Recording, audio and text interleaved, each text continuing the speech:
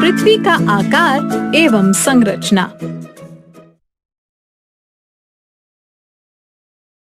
इस वीडियो में पृथ्वी का आकार, पृथ्वी की आंतरिक संरचना, पृथ्वी ठोस है अथवा खोखली, पृथ्वी की परतें, पृथ्वी की बाहरी संरचना, पृथ्वी के 3 क्षेत्र, स्थलमंडल, वायुमंडल एवं जलमंडल।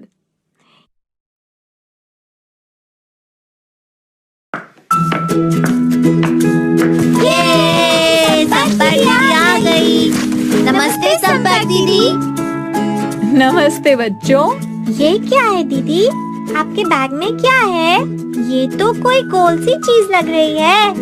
बड़ी सी गेंद है शायद। बताती हूँ। चलो पहले सब मेरे साथ एक गोला बनाकर धरती पर बैठो तो। ये देखो, इसे कहते हैं ग्लोब। ग्लोब? ये क्या होता है दीदी? ग्लोब पृथ्वी का एक छोटा नमूना होता है। पृथ्वी यानी हमारी धरती ऐसी ही दिखती है। हैं? धरती ऐसी तो नहीं दिखती दीदी। ग्लोब तो गोल है जबकि धरती तो सपाट है। कह तो तुम ठीक रहे हो खोजी।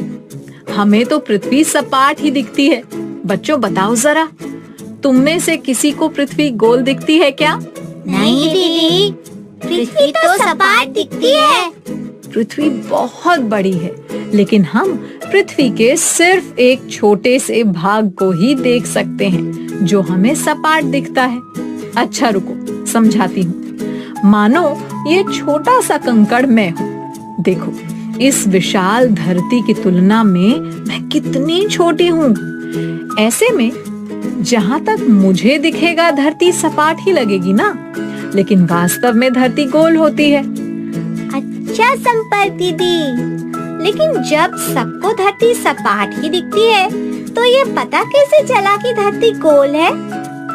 सवाली, इंसान को इस बात का पता करने में कई हजारों साल लग गए। इससे जुड़ी कई कहानियां हैं। एक कहानी के अनुसार कुछ नाविकों ने सोचा कि वो समुद्र के रास्ते पूरी दुनिया की सैर करेंगे। ऐसा सोच के वो निकल पड़े, लेकिन जानते हो, बहुत दिनों तक सैर करते करते फिर वापस उसी जगह पर आ गए जहाँ से चले थे। ओह, तो उन नाविकों ने बताया कि धरती गोल है।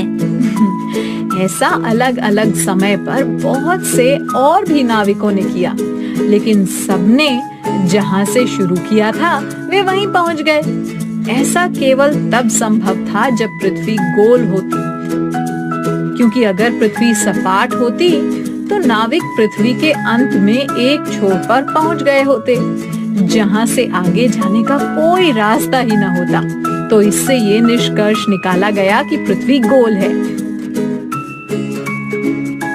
अरे वाह दीदी, ये तो बहुत ही रोचक है। हाँ बच्चों, इस तरह और बहुत सी घटनाओं से ये माना जाने लगा था कि धरती गोल है। फिर जब विज्ञान ने और प्रगति की तो अंतरिक्ष यान बनाए गए और लोग उनमें बैठकर अंतरिक्ष में गए। अंतरिक्ष में पहुंचकर जब वहां से देखा तो धरती गोल ही दिखाई दी और इस तरह से पक्का हो गया कि धरती गोल है। उसके बाद ये गोल ग्लोब के मॉडल भी बनाए गए पृथ्वी के आकार और संरचना को समझने के लिए। तो धरती यानी पृथ्वी क्या गेंद की तरह ही गोल है? हाँ सवाली, कुछ गेंद की तरह, लेकिन ऊपर और नीचे से थोड़ी चपटी। लेकिन जानते हो, धरती गेंद की तरह खोखली नहीं होती। मतलब? बच्चों, पृथ्वी खोखली नहीं होती बल्कि ठोस होती है। ये अलग अलग परतों से बनी हुई है। अलग अलग परतें? हाँ, इस ग्लोब को देखो, ये खुल भी सकता है। इसे देखकर हम पृथ्वी को अंदर से भी समझ सकते हैं। देखो, ये पृथ्वी की 3 परतें दिखा रहा है। सबसे पहली और बाहरी परत भूपरपटी, इसे अंग्रेजी में क्रस्ट कहते हैं। दूसरी और बीच की परत प्रावार, इसे अंग्रेजी में मैंटल कहते हैं। और तीसरी सबसे अंदर वाली परत क्रोड, इसे अंग्रेजी में कोर कहते हैं। दीदी, एक बार फिर से बताइए, ये तो बड़े मुश्किल नाम है। हाँ, बाहरी परत भूपरपटी या क्रस्ट, बीच की परत प्रावार या मैंटल, सबसे अंदर की परत क्रोड या कोर। अच्छा बताओ, पृथ्वी की किस परत पर अभी हम खड़े हुए हैं? सबसे बाहरी परत है भूपरपटी, तो हम भूपरपटी पर खड़े हैं। बिल्कुल सही, तुम लोग तो समझदार हो। जानते हो बच्चों, इन तीनों परतों की अलग अलग विशेषताएं होती हैं। अच्छा, कैसे? देखो, पृथ्वी की बाहरी परत भूपरपटी है, जिस पर हम लोग रहते हैं। इस परत पर ही नदियां, मैदान, पहाड़, महासागर, महाद्वीप आदि हैं। हाँ, और इस परत पर उपजाऊ मिट्टी भी मिलती है, जिस पर हम खेती करते हैं, है ना? हाँ, बिल्कुल सही खोजी। बच्चों, इसके अलावा लोहा, तांबा, एल्यूमिनियम, पेट्रोलियम, कोयला, चूना पत्थर और प्राकृतिक गैसें आदि भी इसी परत पर पाए जाते हैं। भूपरपटी या भूपटल पर वो सब चीजें मिलती हैं जो हमारे जीवन के लिए आवश्यक हैं। दीदी, अब इस बीच वाली परत के बारे में बताइए। तो बच्चों, ये बीच की परत प्रावार है। ये परत पिघली हुई चट्टानों और गैसों से बनी होती है। और इसके बाद ये तीसरी परत है क्रोड। ये पृथ्वी की सबसे अंदरूनी परत है। ये परत बहुत ज्यादा गर्म होती है। क्रोड के तो 2 अलग भाग दिख रहे हैं संपर्क दीदी। हाँ, क्रोड परत के भी 2 भाग हैं। पहला भाग बाहरी क्रोड, दूसरा भाग अंदरूनी क्रोड। बच्चों, ऐसा माना जाता है कि अंदरूनी क्रोड में लोहा और निकल ठोस रूप में पाया जाता है और बाहरी क्रोड में लोहा पिघले हुए रूप में होता है। दीदी, हम कभी सोच भी नहीं सकते थे कि हमारे पैरों के नीचे इतना कुछ है। सचमुच बच्चों, चलो तुम्हें पृथ्वी के बारे में और भी जानकारियां दूं इस ग्लोब की मदद से।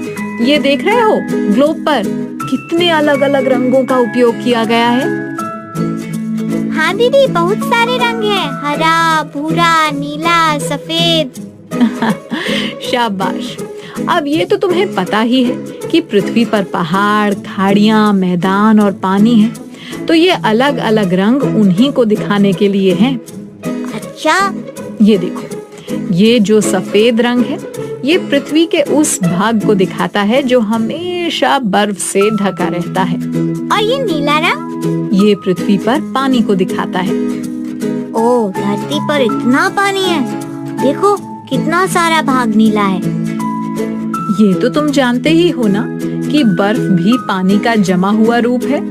पता है बच्चों, पृथ्वी के जल यानी पानी वाले हिस्से को जलमंडल कहते हैं। अंग्रेजी में इसे हाइड्रोस्फीयर कहते हैं। अच्छा दीदी, जल वाला हिस्सा जलमंडल। दीदी, और ये पीले, हरे और भूरे रंग का क्या मतलब है? बच्चों, ये रंग हमारी जमीन यानी भूमि को दिखाता है, जिसमें पहाड़, खाई और मैदान है।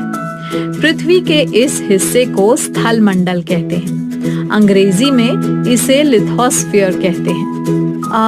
जैसे कि तुम देख सकते हो, पृथ्वी के कुल क्षेत्रफल का लगभग 3/4 भाग जल मंडल है और सिर्फ 1/4 भाग स्थल मंडल। जलमंडल और स्थल मंडल के अलावा पृथ्वी पर वायुमंडल भी होता है। वायुमंडल?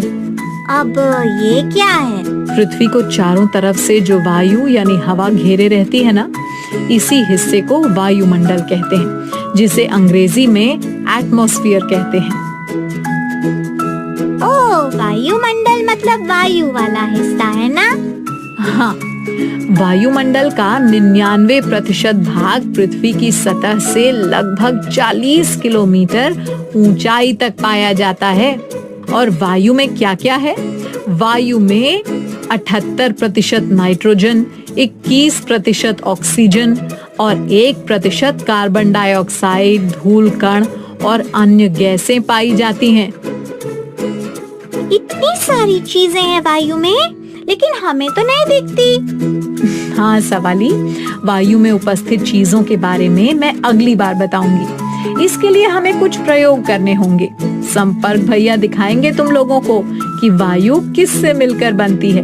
एक और बात बच्चों, वायुमंडल पृथ्वी के लिए सुरक्षात्मक आवरण या कवच का काम करता है, क्योंकि ये कवच सूरज की बहुत ज्यादा गर्मी और हानिकारक किरणों को सोख लेता है और हम तक पहुंचने नहीं देता है। अच्छा, अब देखते हैं कि आप सबको क्या क्या समझ आया है। कौन बताएगा कि यदि पृथ्वी की भूपर्पटी वाली परत न होती तो क्या होता? ओ दीदी, तब तो पृथ्वी पर जीवन ही नहीं होता। जीवन के लिए जो भी आवश्यक है, जल, पेड़ पौधे, मिट्टी, सब भूपर्पटी पर ही तो मिलते हैं ना। अच्छा, अब कोई बताए कि पृथ्वी के दोनों ध्रुवों पर जो बर्फ जमा है वो किस मंडल का हिस्सा है? स्थल मंडल। जल मंडल की जमा हुई बर्फ जल ही तो है। अब बताओ, पृथ्वी पर जल ज्यादा है या भूमि? पृथ्वी पर बहुत ढेर सारा जल है, तभी तो ग्लोब में नीला रंग ज्यादा दिखता है। बिल्कुल सही। पृथ्वी का 3/4 भाग पानी से ही ढका हुआ है।